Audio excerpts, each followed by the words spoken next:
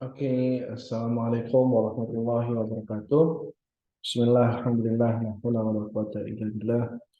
Allahumma salli ala sayyidina Muhammad wa ala alihi wa ashabihi ajma'in amma ba'd. Alright, so in this video, I'm going to discuss about the last topic in the macroeconomic course, which is about economic growth in developing and transitional economies. So here we will learn about some facts and ideas and hypotheses which concern about economic growth in developing and transitional economies. Yeah. All right. So all economic analysis, yeah, deals with problems of making choices under condition of scarcity, and the problem of satisfying people wants and need is as real for Somalia and Haiti as it is for the United States, Germany, and Japan. So the basic rationality of economic is that we need to make decisions of how to fulfill the people's needs and wants by having limited resources, very scarce resources. And the universality of scarcity is what makes economic analysis relevant to our nation, regardless of the level of material well-being and ruling political ideology. So this applies to all kind of political political ideology. It also applies to all types of economic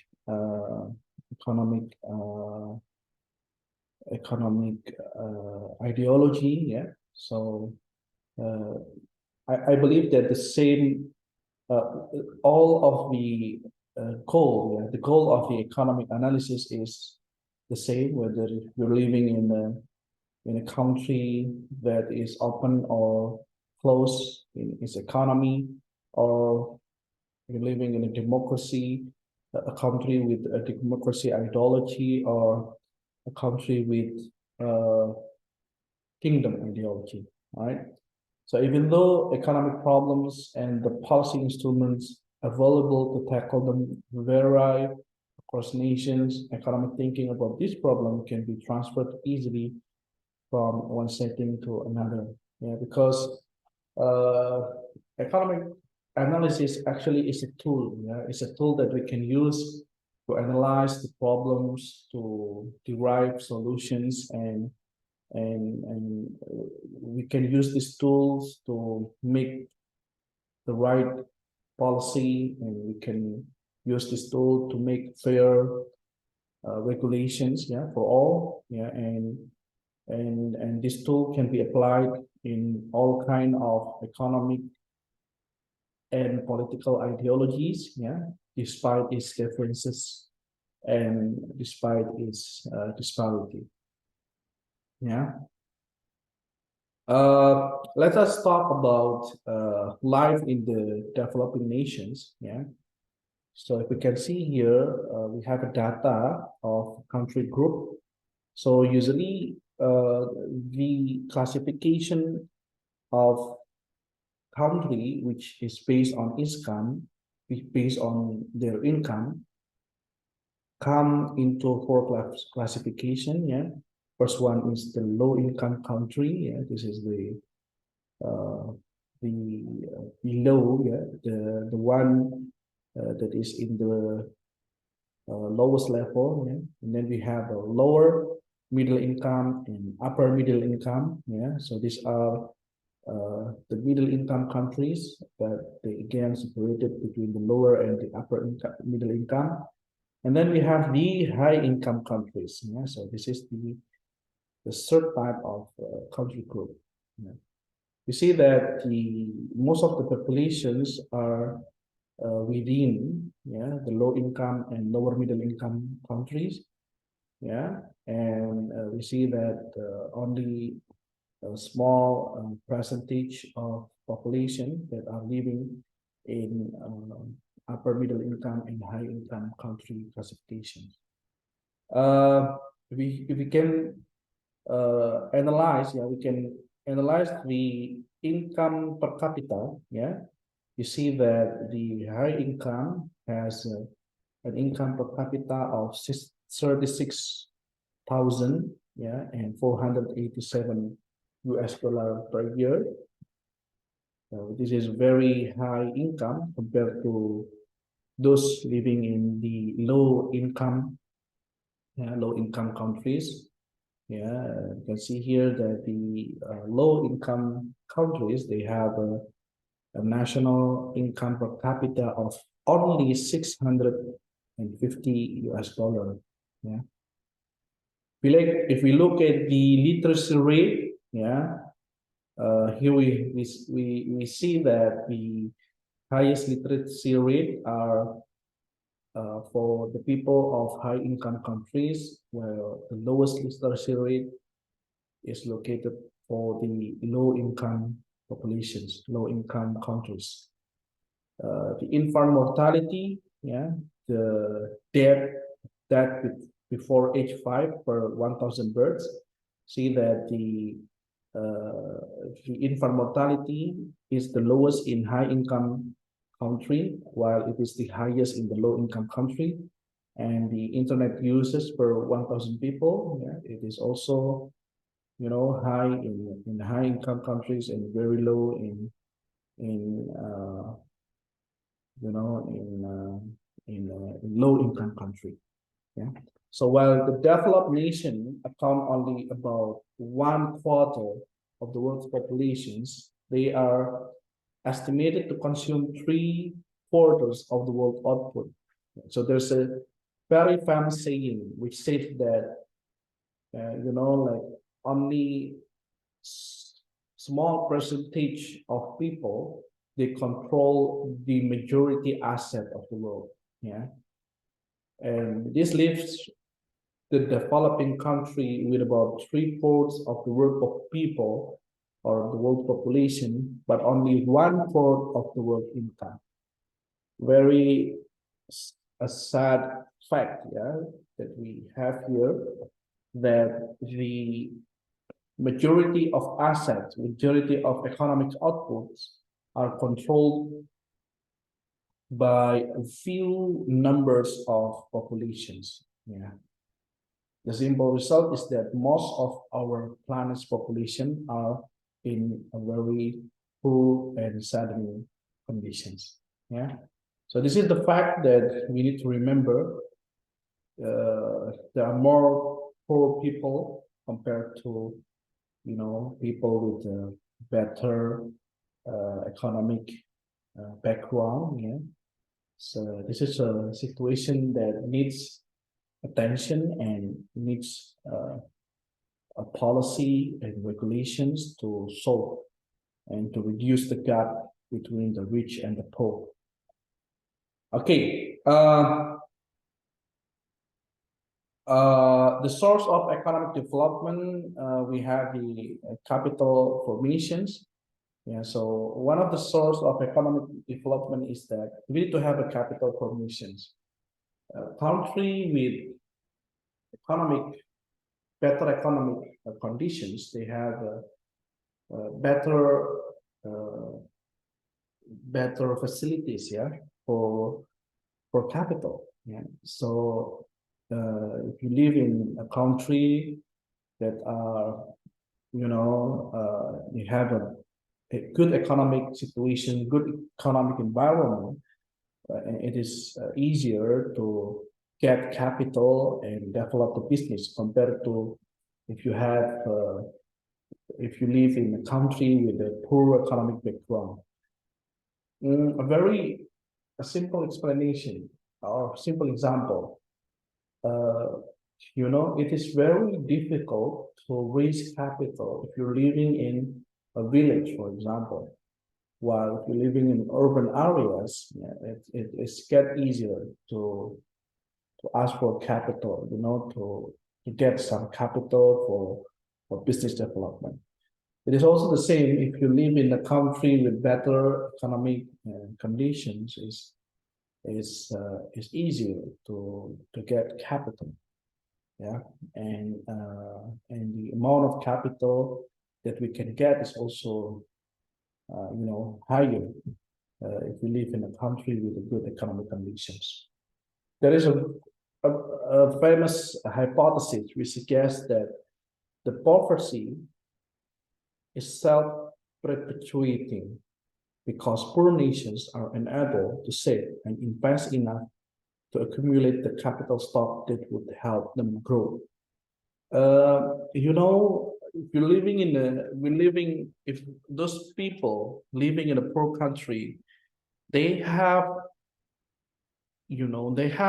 a problem, to just fulfilling their basic needs. They are struggling to only, they're struggling to fulfill their basic needs. Yeah. And how can we speak about investment growth, yeah, when they are just to get their basic daily need, they are struggling. Yeah. So this vicious cycle of poverty hypothesis is true. Yeah.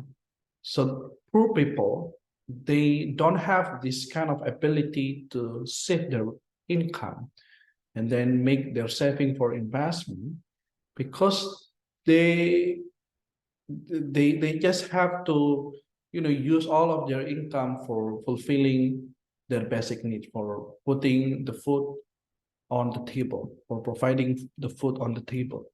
Their only focus is just to survive and make sure that they're able to live in tomorrow's life. Okay. And also there is a hypothesis which called the capital flight. Yeah, this is the tendency that both human capital and financial capital leave developing country in search for higher expected rates of return elsewhere, where with less of risk. Yeah. Imagine we invest in two countries. One country is a country that has war, going on there, and a country with a stable environment, with a conducive economic environment. Of course, we as an investor, we are rational. Yeah, we are risk averse. We will invest our money in countries that can provide us with expected return with less risk exposure. Yeah, investing our money in a country that has a political turbulence, for example, political issue, that has a war going on, that has high rates of crimes, is not a good idea. Yeah, because investing in this country just give us a higher exposure of risk. So we as a rational investor, we tend to avoid investing in countries that have a social, political, and a safety issue. Yeah, because we don't want to risk our asset. We don't want to risk our money in investing in country with such conditions. That's why there is a hypothesis of capital flight which argue that there's a tendency for both human capital and the financial capital to fly, to move to countries, to areas that give them an expected return. Yeah, and they're exposed to less risk.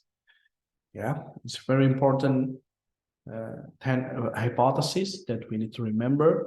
So if we want to attract investment to attract foreign investors to invest and come to our country, we need to have a stable, conducive environment, good regulatory quality and a robust financial system. Yeah, because if we don't have this kind of facilities and safety and environment for the foreign investors to come, yeah, nobody will come because they will think that we have a very high risk exposure, so that they will leave and try to find other places which promise them a good expected return with less risk exposure.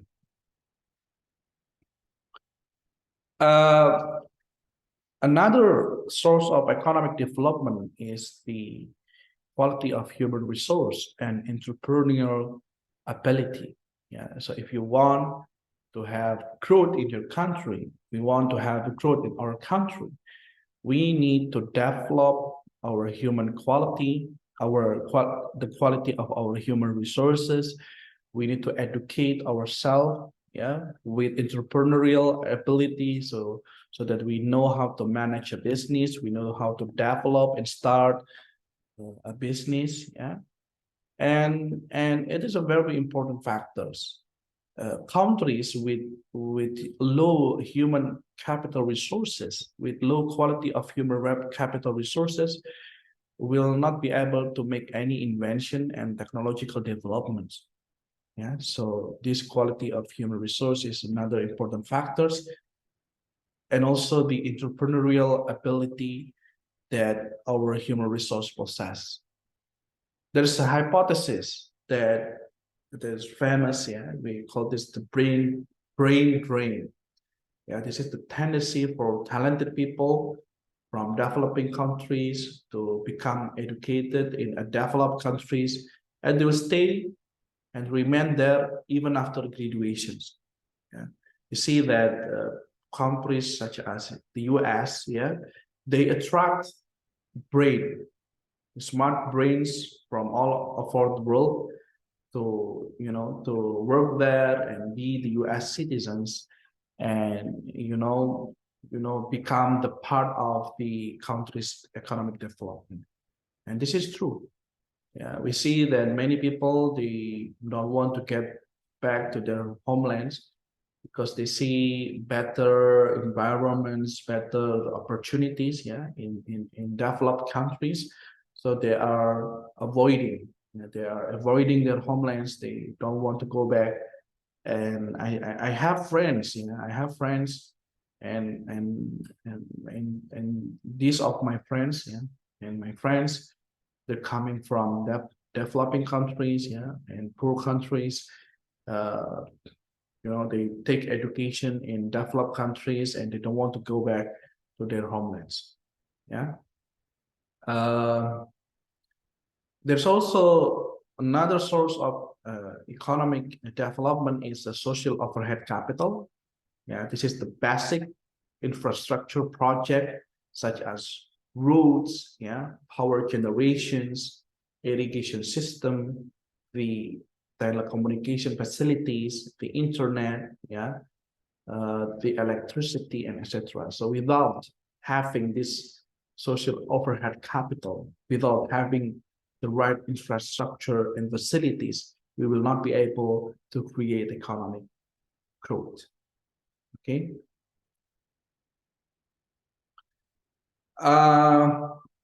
Another thing, another fact that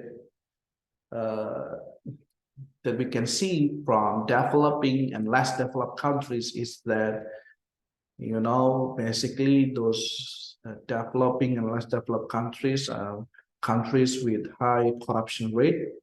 Yeah, you can see here that this is the data of control of corruptions.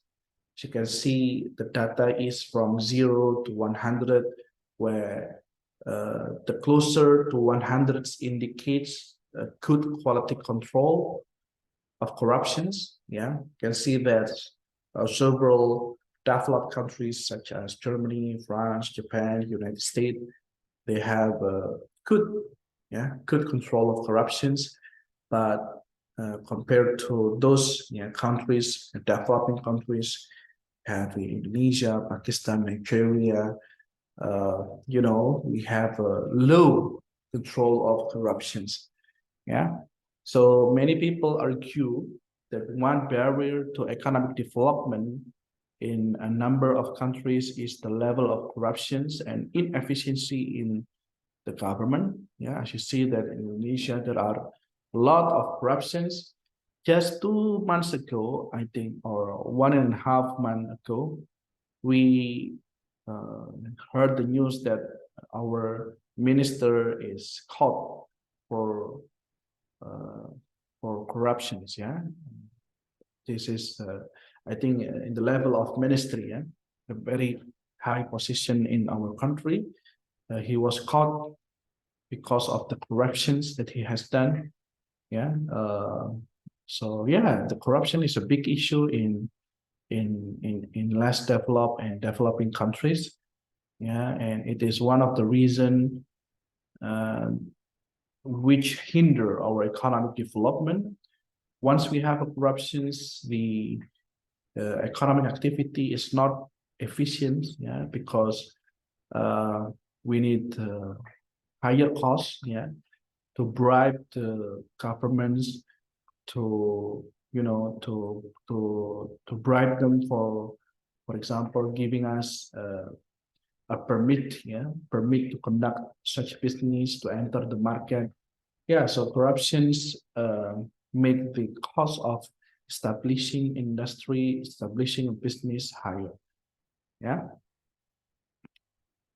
this is just a fact that is important for us to remember. So corruptions hinder the economic development. It makes the cost of establishing projects and business and industry become higher because you need to bribe such officials. Yeah, because sometimes if we don't bribe them, the economic process will be longer. This will also create loss for our business activities. And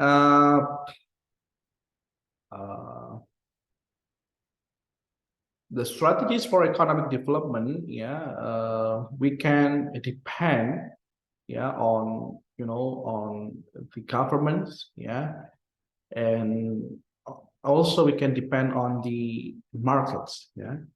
The government, if we depend on the government should be very good in organizing its policy and making a fair and just regulation for the economy to grow. And sometimes there are several institutions, international institutions, that help these governments to make their economic policy and regulation. Several of them, yeah, some of them are, for example, International Monetary Fund. Yeah, this is the international agency with the primary goal to stabilize international exchange rates and to lend money to countries that have problem financing their international transactions. Yeah, so this institution not only lend the money to poor countries, to poor governments, but they also provide regulation, yeah, policy regulations, policy brief, yeah, for regulations, and so that the economic of that country can be developed and can grow. Another institution is World Bank. This is an international agency that lend money to countries, yeah, for doing some economic development and projects.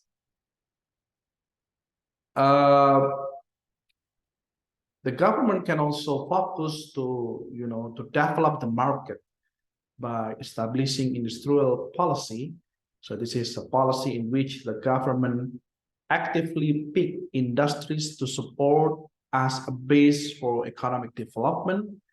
Usually, the this kind of industries, new industries, or it becomes the core industry for the company, for the country, will be supported by many regulation to to protect this industry from the fierce competition in the market, and to provide them with opportunities so that they can grow their businesses. Yeah, so it is very important, for for for the government to make strategy for economic development. Yeah, they can, create an industrial policy which support the development of these industries.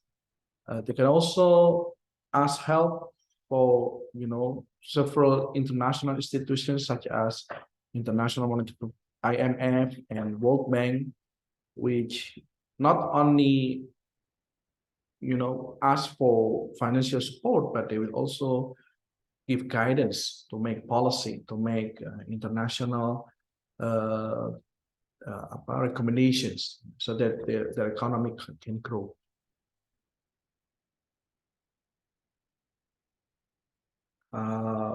So now, when we speak about the economic development, we see a trend, a moving trend.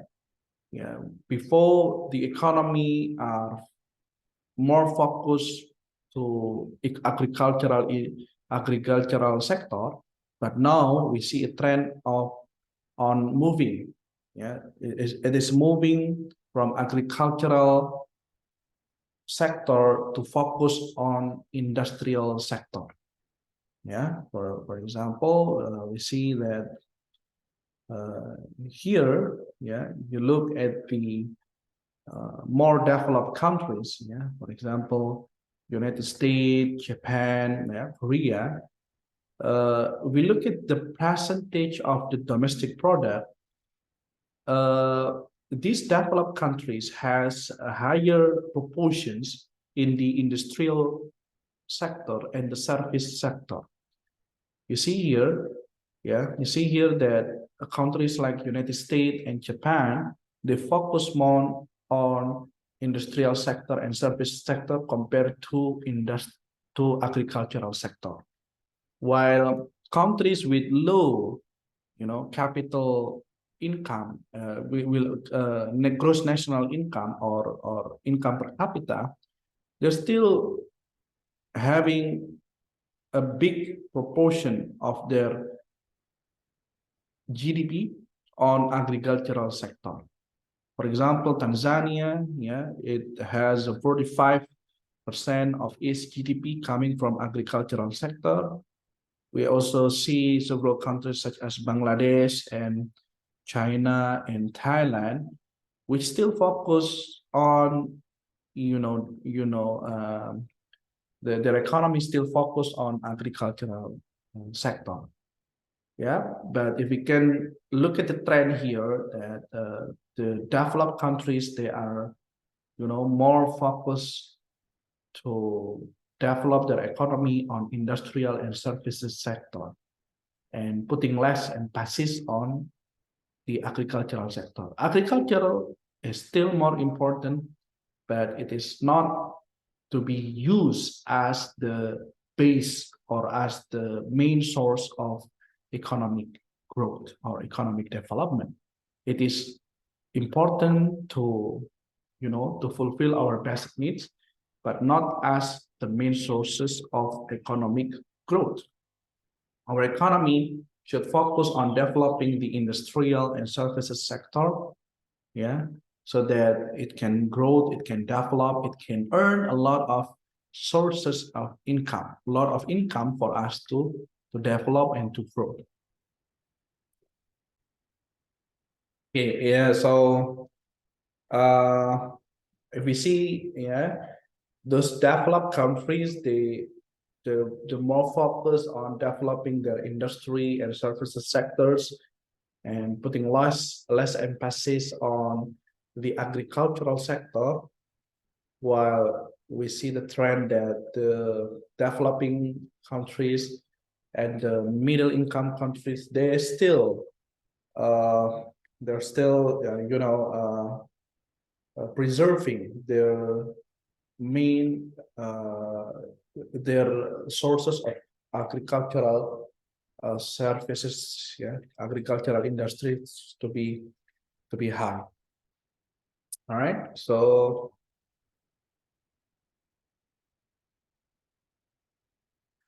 another important factors for our economic development is that we need to consider whether we focus on import substitution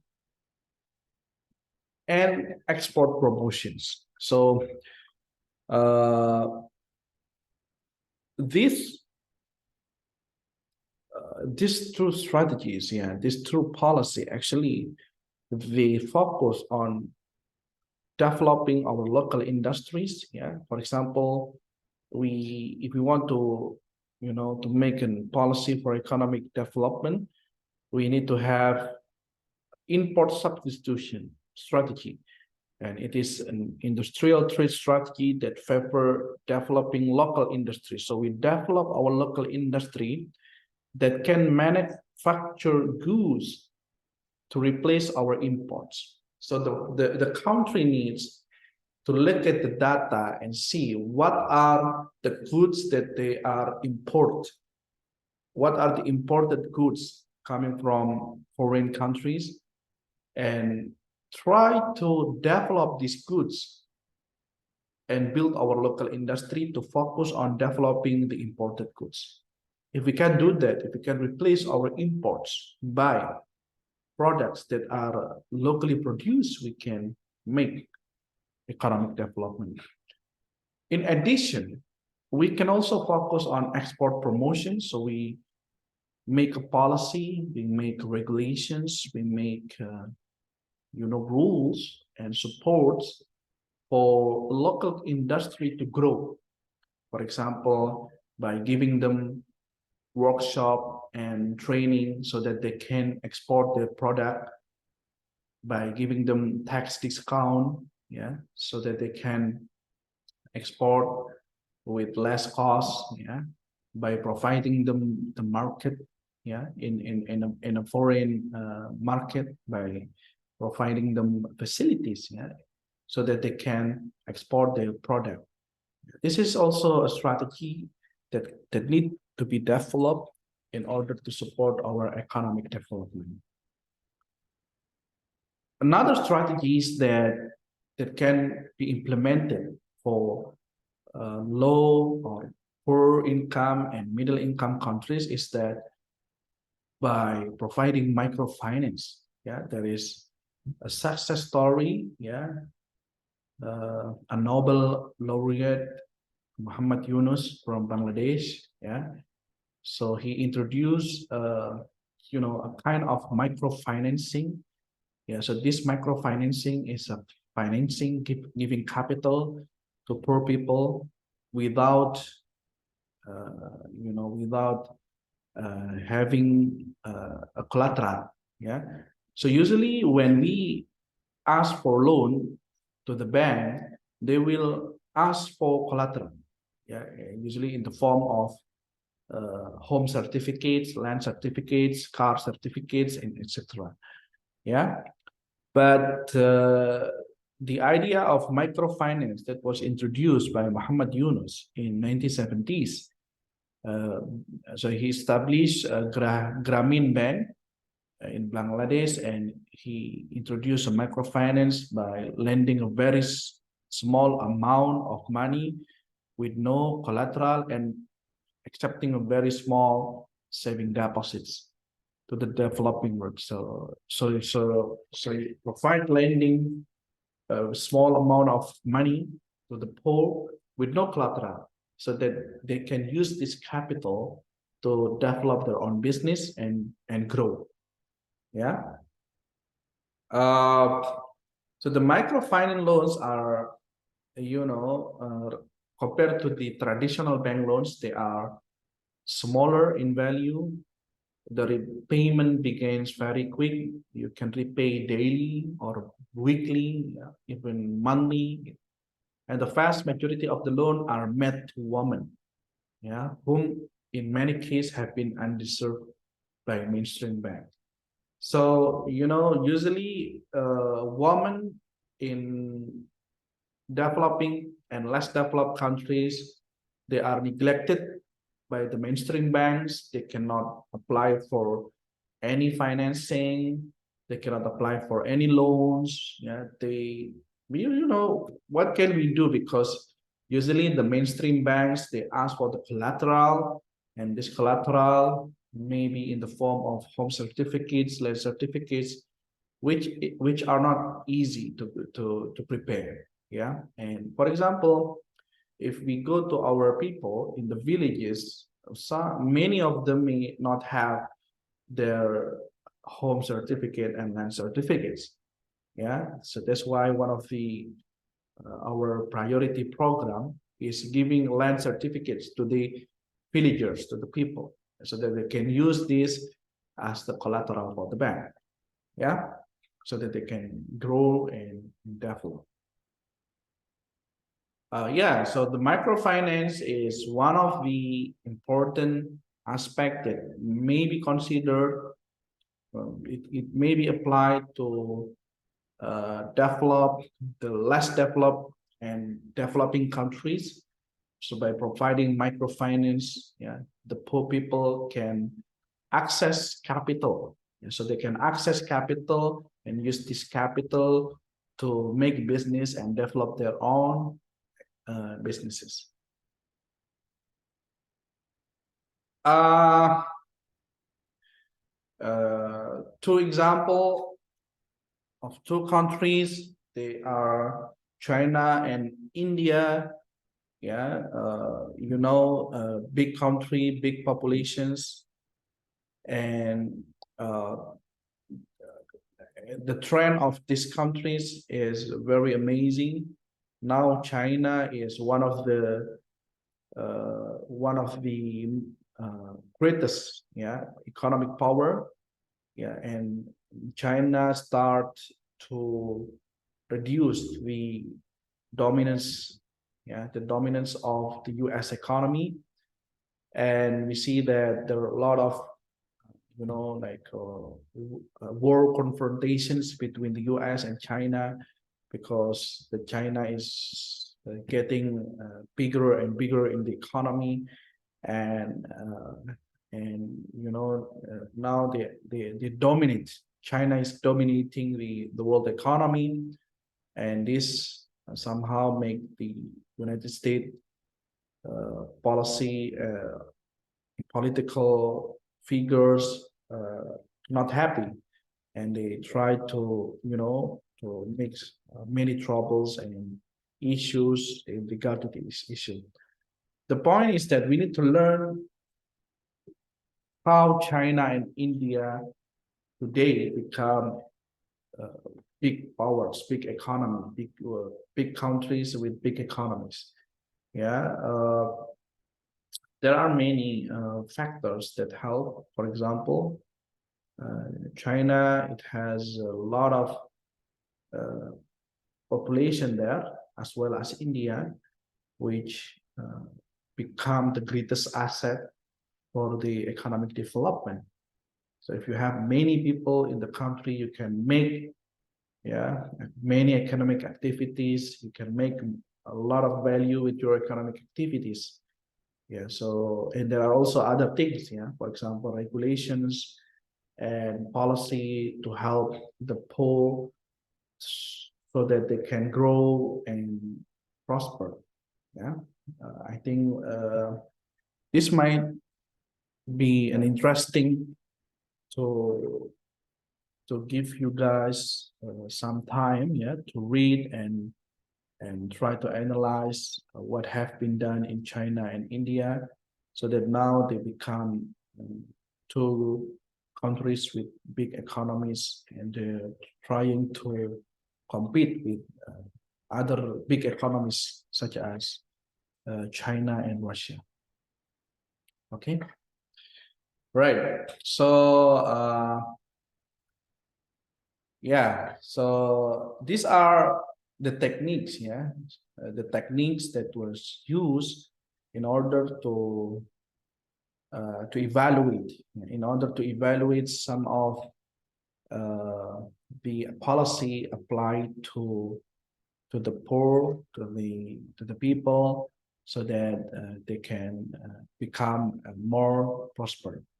Yeah, there are a technique called random experiment and natural experiment. So those two techniques usually are used, are used to evaluate, to evaluate groups of people, before and after treatment. So for example, random experiment, so is a technique to select group of people to be the sample of such intervention. Yeah, this intervention could be policy, could be empowerment program, could be capital capital supported program, or anything. It could be anything that can help them grow. Yeah. Random experiment, they take the sample randomly. Yeah, so they take the sample randomly and they try to analyze, the effect of the intervention or the treatment, to that sample group. While the natural experiment, they select, and then they try to analyze between control sample to experimental group. So they purposefully select, samples. Now we have a control sample and experimental sample, and then they will look the effect of intervention between these two sample, which one is more success, which one has changed due to the intervention, and etc.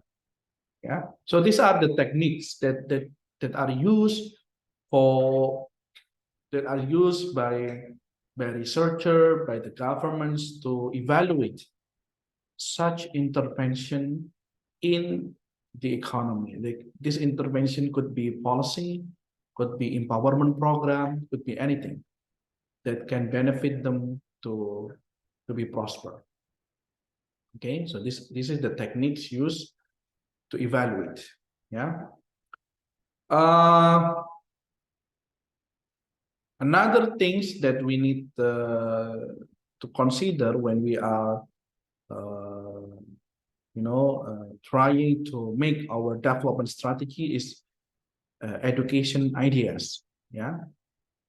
Uh, as we move from traditional agrarian economies to more diversified and complex economies, the advantage to an individual from education rises. If we want a nation's poor to benefit from growth, improving their education outcome is key.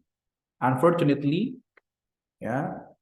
absenteeism for teacher and student is a serious problem throughout the developing world. So here it says that if we want to develop our countries, to develop our economy, one of the main key that we need to focus is to develop our education. We need to make sure that our human capital are well educated, so that they can make inventions, they can make technological development, they can make uh, technological advancement, and etc. Look at Singapore.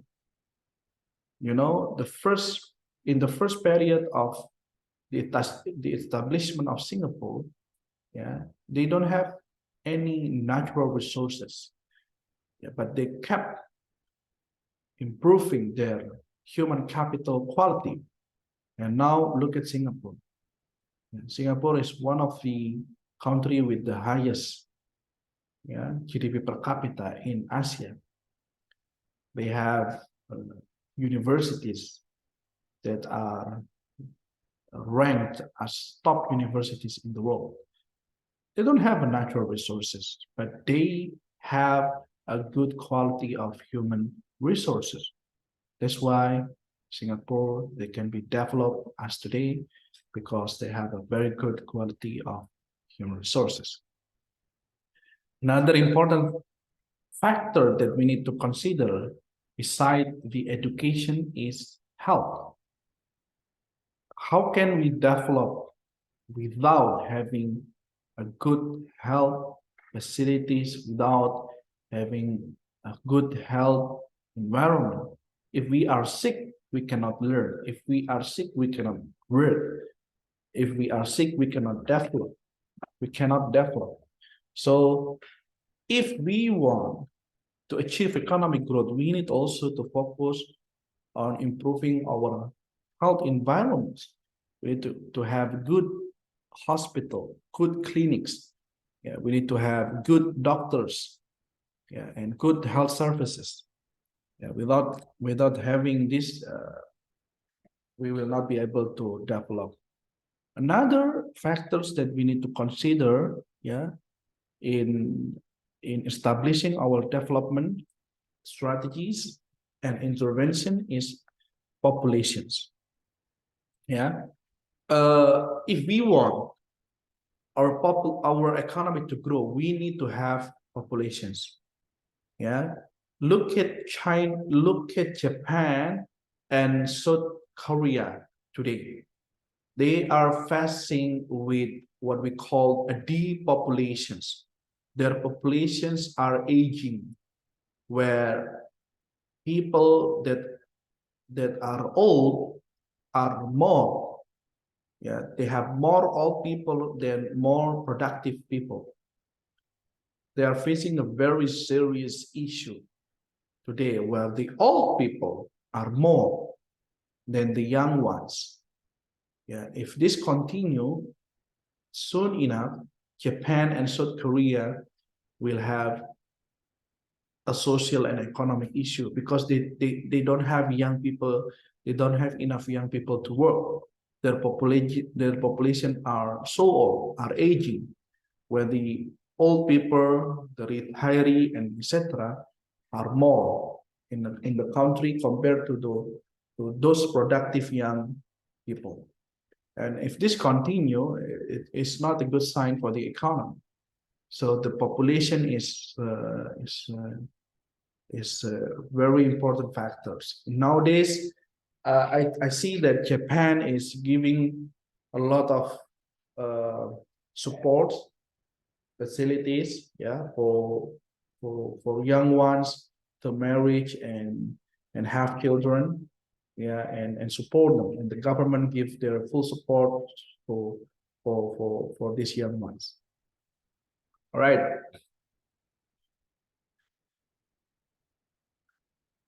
So here are the six basic requirement for a successful transitions from poor to become middle income to become developed or high income. First one is microeconomic stabilization. We need to have a macroeconomic stability in our macroeconomic variables, in our macroeconomic conditions. We need to have a conducive economic environment and situation. And we need to preserve a conducive business environment so that people, investors, can come and do business in this country. The second one is deregulation of prices and liberalization of trade, meaning that we cannot control our prices. Let the price goes by its supply and demand forces. Let the price be determined by its supply and demand factors. Yeah, putting a regulation on prices by, for example, putting price floor and price ceiling will make the market unattractive. Yeah, so that's why we need to make a fair price that is based on the market, based on the supply and demand of the market. If we have a market distortion, we can fix this market distortion by putting some regulation to remove this distortion. The third one is privatization of state-owned enterprises and development of new private industry. This is a very important issue where we need to privatize those sectors that that can be privatized. We need to develop our private industry. We need to to privatize our state-owned enterprises. By doing this, they will become more competitive, so that they will work harder, they will work smarter, they will try to beat the market, they will try to become the leader in the market. But if we cannot privatize those state-owned enterprises, then we will have an issue of inefficiency, because usually they don't want to develop. The fourth one is the establishment of market supporting institutions, such as property and contracts of laws and accounting system. So we need to have a market supporting institution, such as those related to the protection of property, and also the good regulatory quality and law enforcement, and also an accounting system. Fifth, we have to have a social safety net. So social safety net is the facilities provided by the government to support those unemployment and poor people. And these facilities may be given to those unemployed people and those poor people, so that they can survive and able to work. Last but not least, we have the external assistance coming from international institutions, and etc. Let's try to look at the macroeconomic stabilization. So we need to have a proper market, proper macroeconomic regulations. We need to have a proper banks and etc., so that we can have a stable macroeconomic stabilization. Next, we need to have a deregulation of prices and liberalization of trade. Let the price be determined by the forces of supply and demand. We cannot control the price. Putting a control of price will make the market unattractive, so that we have to avoid controlling the price as much as possible.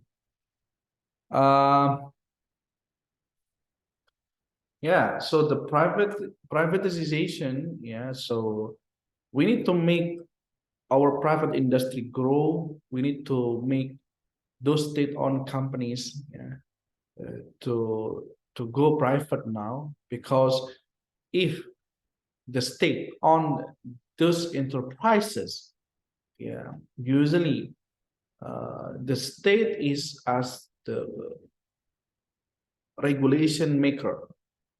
They can do everything as they wish. So the government can do everything as they wish to control the market, if they have a strong power in their state-owned enterprises. The ideal economy is that it is an economy where we encourage a very competitive business and industries. By having this competitive business and industries, we can push the price of the product low, because once the business actor, they try to put high price in the products, they will not be able to survive in the market. So we need to to support our private industries and let them be competitive, let them compete in the market, so that they become more efficient and more innovative. So the private ownership provide a strong incentive for efficient operations, innovation, and hard work that is lacking when ownership is centralized and profits are distributed to the people. But we need to be careful also by what we call the tragedy of commons. So this is the idea that collective ownership may not provide the proper private incentives for efficiency because individuals do not bear the full cost of their own decision, but do enjoy the full benefits. So usually, the tragedy of common happen when people they when the like uh, the ownership of this private these state-owned companies are centralized by the government. So that the income that are generated by these enterprises are given by the people, given to the people, without the people pay too much work, yeah, to generate that profit. So yeah, types of tragedy of common is the idea that collective ownership may not provide the proper private incentive for efficiency because not every individual do not, yeah, bear the full cost of their own decision, but do enjoy the full benefits. So when we centralize our ownership, to these enterprises, and it was like, for example, it was owned by the country, yeah, so the people will benefit from these state-owned enterprises without having to work. So you just depend on the government, so let the government do the job, and they don't need to do much work, but they do enjoy the full benefits for these enterprises. Yes, this is tragedy outcomes. In addition to increasing accountability, privatization means creating a climate in which new enterprises can flourish and that many protected enterprises unable to compete at world prices will go out of business. So by privatizations, by making, yeah, those industry more private, we encourage competition between the market so that they become more efficient, they become more innovative, yeah. And if they're not efficient, if they're not innovative, yeah, then they will not be able to beat the market. All right, so the next factors that support the economic transitions is that we need to have a market supporting institution such as banks, capital markets, money markets, yeah, and those institution which regulates the the financial things in the economy. Yeah, so by having these market supporting institutions, banks, yeah, capital markets, bonds market, money market, forex, and etc., we can have a financial environments, or a robust financial environments, and if we optimize these market supporting institutions, I believe that it will create a growth for the economy. The next aspect is the social safety net. It is the supports and the facilities provided by the government for those people who just got lost their job and who just laid off, and or for those people who are disabled, or they're still in the poverty.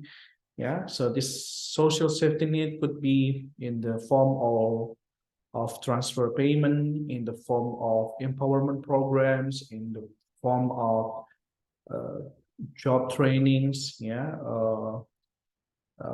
job opportunities, yeah. So these social safety net are a crucial aspect, yeah, for a country to have, yeah. So by giving the social safety net, yeah, they will survive, yeah, they can raise from their failure, from their for example, job layoff, yeah, so that they can grow again, yeah. Last but not least, we have an external assistance. Yeah, so very few believe that the transition to a market system can be achieved without outside support and some outside financing. So the majority of the economists, they believe that if we want to achieve growth, we need to have the support from external parties. Yeah, from external parties could be foreign corporations, it could be, like foreign institutions that support the financial development in the countries such as IMF, World Bank, and etc. Yeah. So we cannot put barriers on external parties. Yeah, we cannot, block the support from the external parties. We do need help, yeah, from the external parties to achieve growth. Yeah. Um, another things, yeah, that we need to consider is whether we need a shock therapy or not. So the shock therapy is the approach to transition from socialism to market capitalism that advocate rapid deregulations of prices, liberalization of trade, and privatization. So, some economists, they argue that a shock therapy is one of the factors to support the economic transitions by, you know, by advocating rapid deregulation of prices. So we make the prices goes by the forces of supply and demand. We also liberalize our trade. Yeah, don't put any, don't put any barriers, don't put any walls. Yeah, so that new businessmen can enter the market and can compete in the market, and this will make our market efficient. It will make our market competitive so that we can have a good quality products with cheaper prices. Yeah, and also and shock therapy also support or encourage the privatization of asset. Yeah, so if we have things that can be governed by the private sectors, let the private sectors take control of that so that we can have a, more competitive market and etc. All right, I think those were the six aspects that support the economic transitions. Several points that we need to highlight is that we need to understand what kind of supports, what are the important elements of economic development and transitions.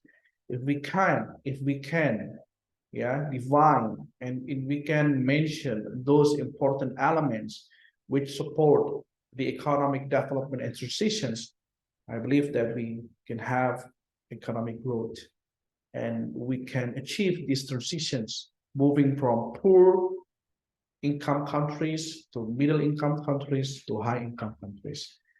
And that's wrap up my class. I hope that you guys can learn things, yeah, from this video, and I wish you a good luck, and please do well in your study, and don't forget to prepare for your final exam. Thank you.